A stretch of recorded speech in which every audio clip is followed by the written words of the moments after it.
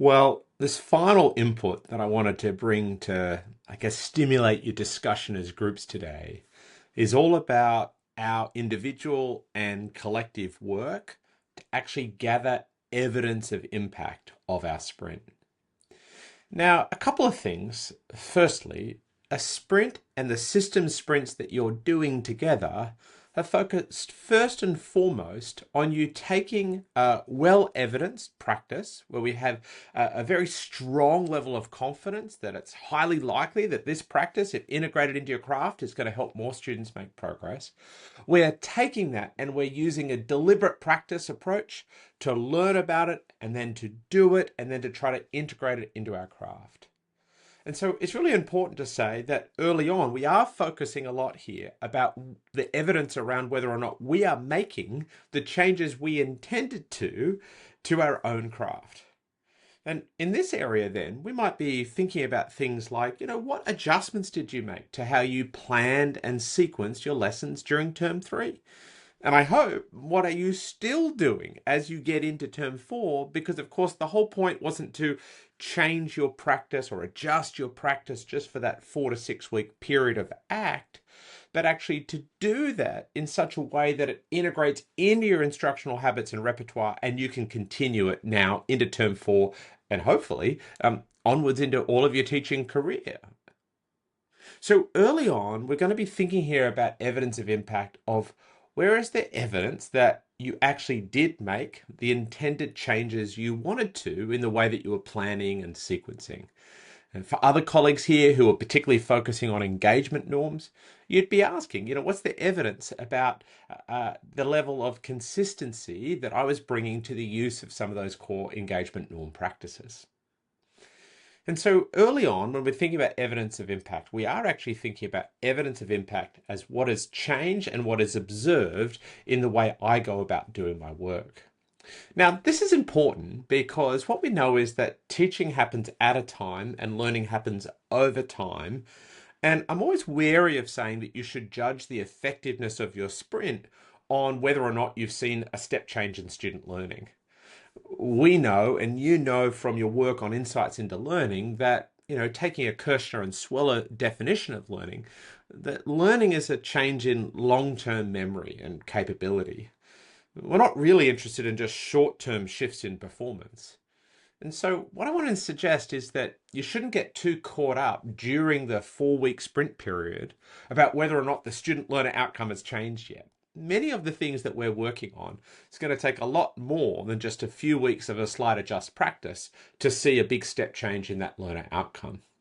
So instead, we should be focusing on that real sense of, is there evidence that I've actually made changes and I've sustained those changes and I've been increasingly consistent in the use of that practice?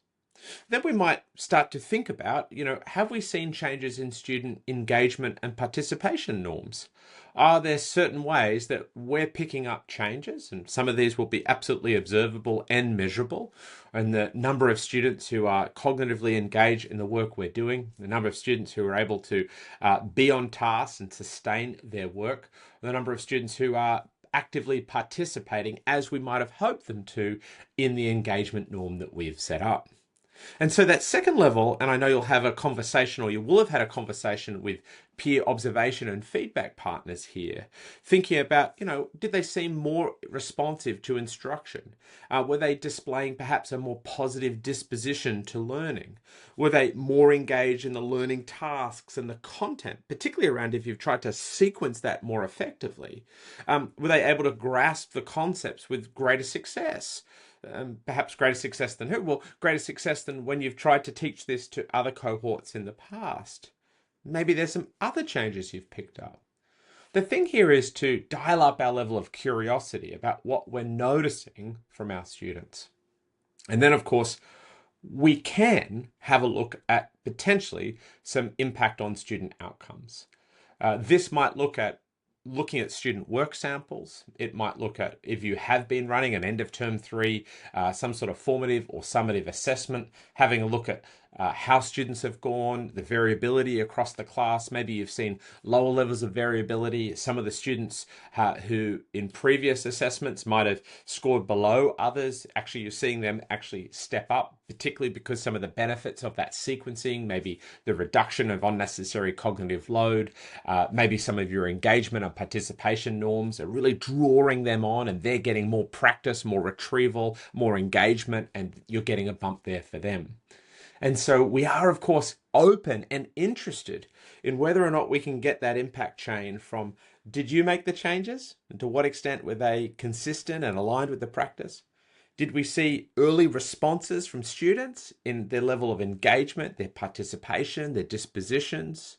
And then, of course, if those things are happening, we might look also to, are there early signals in the student work samples or some of the early formative evidence that actually the learning itself is improving? I always say, be careful about judging the effectiveness of a sprint about whether the learner outcome has changed. I think it's much more important to focus on, have we become more metacognitive about our craft? Are we thinking deeply about how the changes we intended to make in our practice aligned with the science of learning? As we made those, did we start to see the early signals in attention and thinking and rehearsal, and elaboration, the sorts of things we might hope to see from our students? And then, of course, we can trace that path down to, over time, we should expect to see improvements in the quality of work, the quality of thinking, and indeed the quality of outcomes that might emerge in some of our formative and summative assessments. I think as you talk about evidence together in your practice groups and in conversations with your ILTP educator and peer coaching colleagues, it's just really important to say the conversation about evidence isn't about proving. It's not about in some way saying, look, I did it right, I've got the evidence for it. It's much more about learning. It's about having that evidence of the level of change practice, the shifts in participation and engagement, the samples of student work, so that we can enrich our conversations together during the ACT check-in and during the share period of our sprint. The point is to enrich the conversations and to learn about whether or not we're seeing that pathway of impact from evidence-informed practice through to changes for student behavior and participation, through to changes in student learning.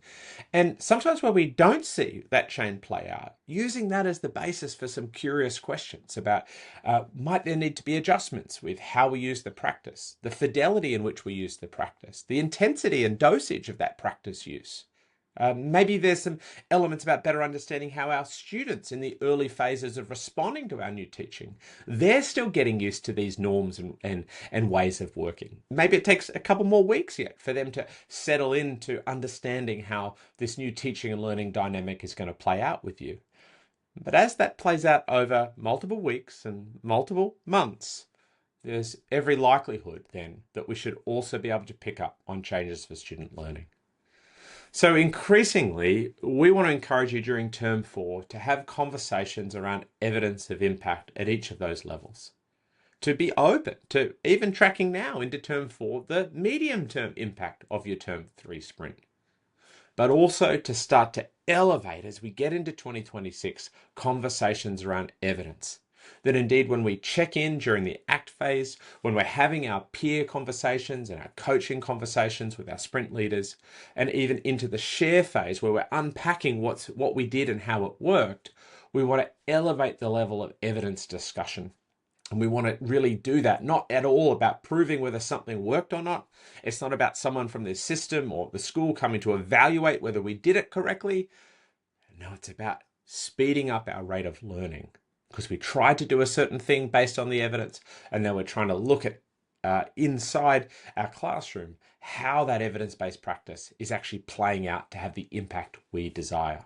If we see that impact, we can celebrate it. If we don't yet see it, we can use that for the basis of further inquiry and discussions together about what adjustments or tweaks we might want to make so that we can take the things that have real potential for impact and find a way to get that impact with our students.